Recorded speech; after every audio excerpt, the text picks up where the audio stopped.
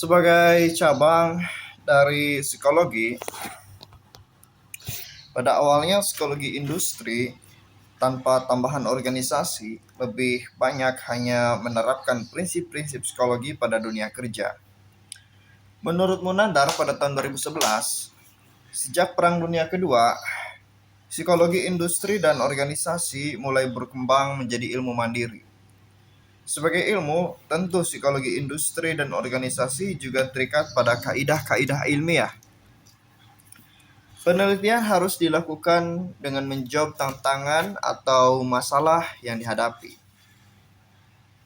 Teori-teori dikembangkan dan diuji kebenarannya, tentu dengan tetap berpijak pada subjek utamanya, yaitu perilaku manusia dalam dunia kerja.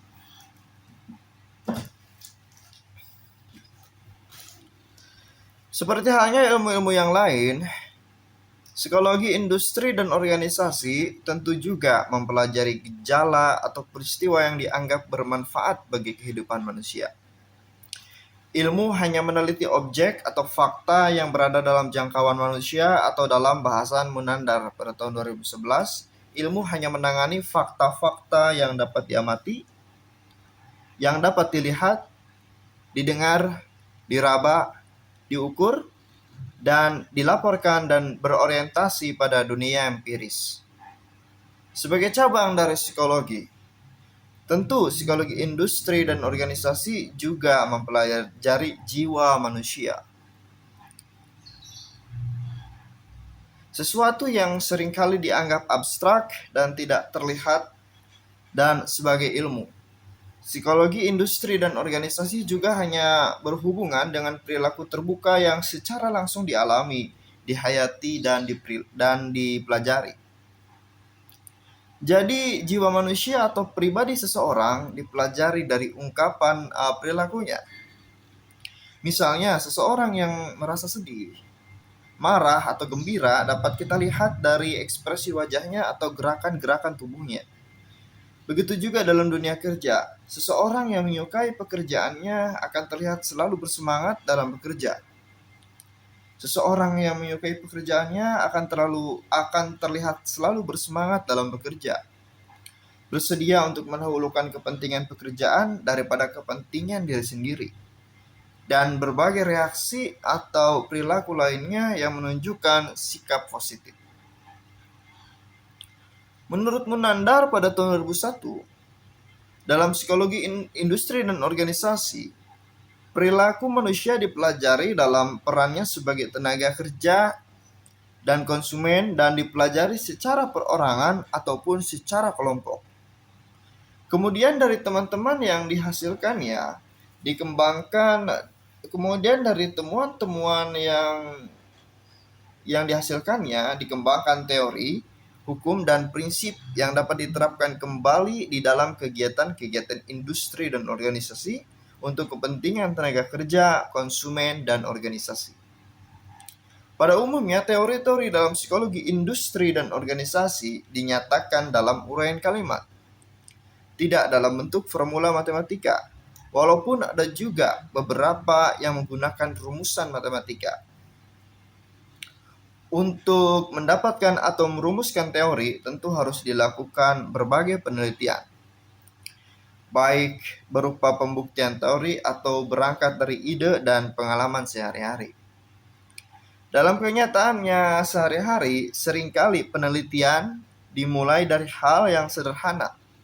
Misalnya dari rasa penasaran seseorang atas suatu kejadian atau gejala tertentu.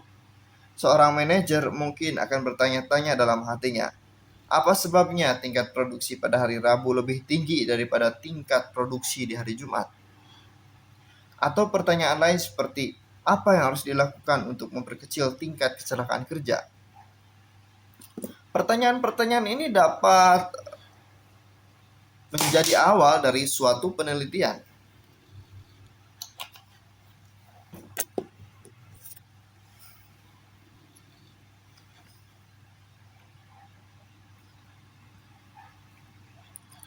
Tentu saja penelitian juga bisa merupakan usaha untuk membuktikan kebenaran teori. Seperti yang dinyatakan oleh Minar pada tahun 1992. Some research in industrial organizational psychology is conducted to test the truth of hypotheses derived from theories. Jika pertanyaan atau ide atau rasa penasaran telah muncul, maka langkah selanjutnya adalah membuat hipotesa, yaitu jawaban tentatif sementara atau perkiraan terhadap masalah atau pertanyaan yang menjelaskan hubungan antara beberapa variabel dalam penelitian. Menurut Amott pada tahun 2004, perkiraan ini biasanya didasarkan pada teori penelitian sebelumnya atau logika. Setelah itu dilakukan pengukuran terhadap berbagai variabel yang terkait, analisa data, dan diakhiri dengan kesimpulan penelitian. Dalam hal ini harus dicatat bahwa tidak selalu perkiraan yang diajukan benar adanya. Dapat saja terjadi sebaliknya atau ternyata tidak ada hubungannya sama sekali antara variabel dalam penelitian. Selain itu, pada penelitian psikologi, banyak faktor yang saling memengaruhi dan karenanya tidak selalu situasi yang sama menghasilkan perilaku yang sama juga. Misalnya, di balik perilaku agresif, banyak hal yang menjadi pemicunya. Kita tidak dapat menetapkan secara pasti variabel pencetusnya. Nah, sebelum kita melakukan pengukuran atau pengumpulan data, tentunya tidak harus mengetahui terlebih dahulu metode-metode apa saja yang dapat digunakan untuk melakukan pengumpulan data di bidang psikologi industri dan organisasi.